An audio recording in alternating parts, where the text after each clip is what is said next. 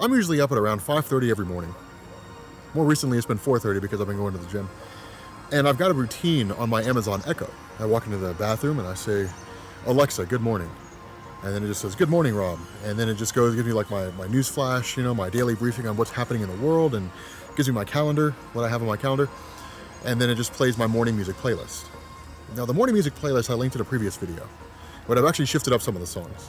I removed the song B by Common, the intro to Finding Forever, and I replaced it with the intro from J. Cole from 2014's Forest Hills Drive. The reason why is because that intro song is one of the most beautiful pieces of music that I think I'd ever heard. For those of you guys who have never heard it, really the early part of the song is him just kind of saying, asking, do you want to be happy? And just sort of repeating over himself over and over again, do you want to be happy? But then at about the minute mark, maybe a minute 10, lyrics start kicking in. And he starts talking about being free from things, being free from pills, from bills, different things like that. Well, there comes a point when he says, you learn to fly, you reach the stars, you take the time to look behind and say, look where I came. Look how far I done came. Now, obviously, the intro is really more of the story of J. Cole summed up in 2 minutes, right? All the trials and tribulations, the struggles, the things that he's endured, all of it summed up in 2 minutes. There's a lot of emotion there. There's a lot of sadness, but a lot of happiness, a lot of heartache, but a lot of celebration that's involved in that 2 minutes. And it's beautifully done. It's absolutely gorgeous. But you go into this intro and you listen to it from beginning to end. I mean, you listen to the piano riff. Really, the piano is what pulls it together. You listen to this piano riff, which kind of, starts out soft and then it begins to crescendo. And then once it reaches the crescendo, of course, it has its drop off. And it's just beautiful the way it all comes together to create this incredible piece of music. But the more I was listening to that this morning, the more I started thinking about why I make YouTube videos. The story of J. Cole is summed up in 2 minutes in terms of why he became a musician or the struggle he's been through and the kind of things he's endured to reach this level of fame. And I thought, why not make a video on why I became a YouTuber? Why not talk about this? Or at least what YouTube means to me. I guess really becoming a YouTuber was more of a luck of the draw. It was a happenstance. It was being at the right place at the right time. That's really what led to my YouTube channel taking off, or at least Comics Explained blowing up. Now, keeping it blowing up, that was the hard work. That was the hard part. That was the 17-hour days, the sleepless nights, going to cons twice a month, getting into town on a Monday after having been at a con, and then leaving on Wednesday to go right back to another one, which is exhausting. Doing that much traveling, day in and day out, week after week, month after month. It'll drive you insane. Growing up, I guess, to kind of take a step back for a second, growing up, you guys can look at my old address too. I grew up on Wilgus Avenue, which in Lexington, Kentucky is at the corner of 3rd and Race. And it was a very, very rough part of town. My dad worked second shift, which meant that he wasn't really home, when my sister and I got home from school. And that meant that we basically had to take care of ourselves. My dad had rules. We couldn't leave the house. We couldn't go outside and play with kids or anything like that. And it really created a very sheltered environment. But the reason why was because the neighborhood that we lived in, the neighbor across the street sold drugs. And Dad knew how easy it would be for us to get caught up in that life. Hey, you guys want to make easy money? Because our family was poor. When my dad moved my sister and I from from Seattle to Kentucky, we had like $200 on us. We didn't have anything.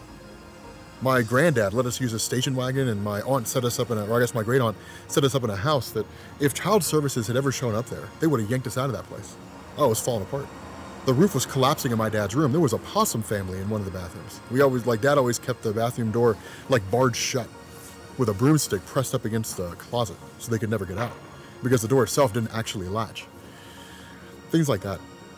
They would have yanked us out of that home in an instant.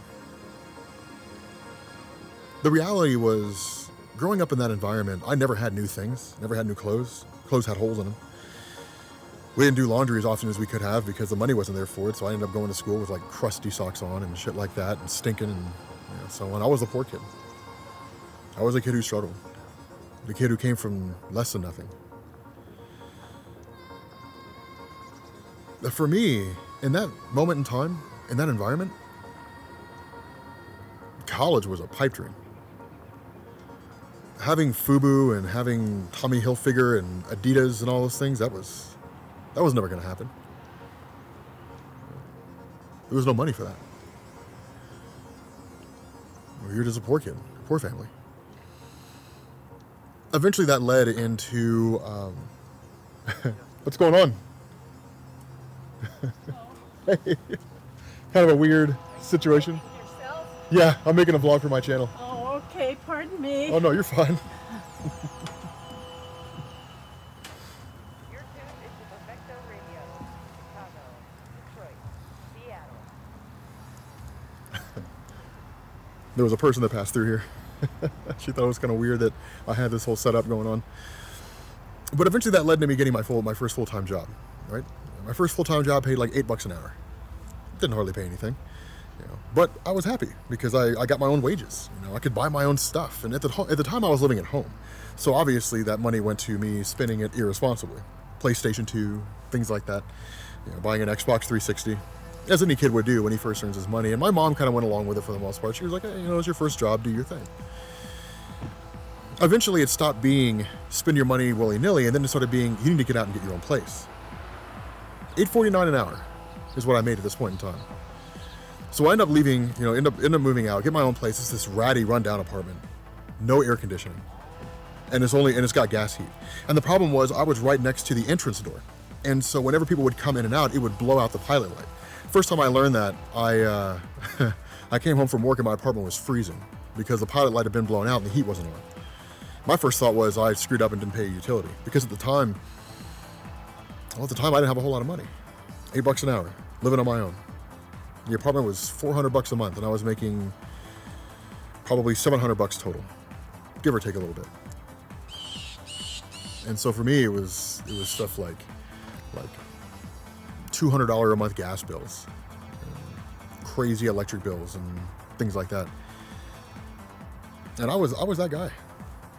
I had to make those hard choices. I had to choose between water or gas and electric and rent. Putting food on the table.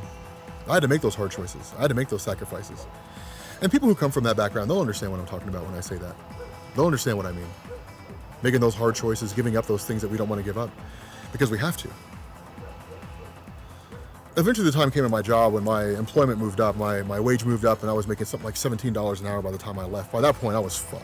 I was doing great financially and so on and so forth. But the overall point of this is that when it comes to YouTube, I've been the guy that didn't have anything. I've been the guy who was scant broke. I've been the guy that's had his utility shut off. I've been the guy that had a car repossessed once. I've been the guy I've never been evicted, but I've been late on rent, or when I was younger, late on rent multiple times. I was that guy that had to make the choice between utilities. I was the guy that got calls from bill collectors, paying off one credit card with another. I've been that guy. And I've made those hard choices, and they suck. They're shitty choices to have to make, but I've made them. YouTube matters to me because I'm not in that position anymore. And I don't ever want to be in that position anymore. YouTube matters to me because this money that I make on this channel, this is money that I'll use to, for my girlfriend and myself, whoever that may end up being, to travel around the world, to make our relationship stronger, because she probably won't be able to afford to do it on her own. It's so expensive. This is money that I would use to pay for a honeymoon. This is money that I'd use to put my kids through college. This is money that I'll use for retirement. It's money that I have used to pay off a house. It's money that I've used to secure my financial foundation in the here and now. And it's money that I'll use to secure my financial foundation in the future. It means the world to me, because my life lives or dies by YouTube. YouTube matters to me because it's brought me in contact with people whose lives I've changed, whose lives I've impacted for the better, and some people whose lives I've impacted for the worse. It's brought me into contact with people who are looking to get out of the situation that I was in once, feeling lost in the world, feeling like you're free-floating, like you're in the passenger seat of your own life, that the world passed you by, that you made a wrong turn somewhere, that you screwed up, that you missed your opportunity. I felt like that. It's not true, by the way. It's 100% false. The great thing about life is it's never too late to start over. People start over every day. YouTube's important to me. It means a lot to me. Because of all the things that I have accomplished, because of the things that I am accomplishing, and the things that I will accomplish. The people that I'll meet, people whose lives I'll improve, the people who will improve my life, the people who will make my life better. Because I read your comments. What you guys have to say, it means a lot to me. all the positive comments, the criticisms, even the negative ones. It all impacts me. And I'd like to believe it goes towards making me a better person. That's why YouTube matters. That's why it's so important. It's the most influential thing that I've ever experienced. So, with that being said, guys, we're going to bring this video to an end. And, yeah, I will catch you all later. Peace.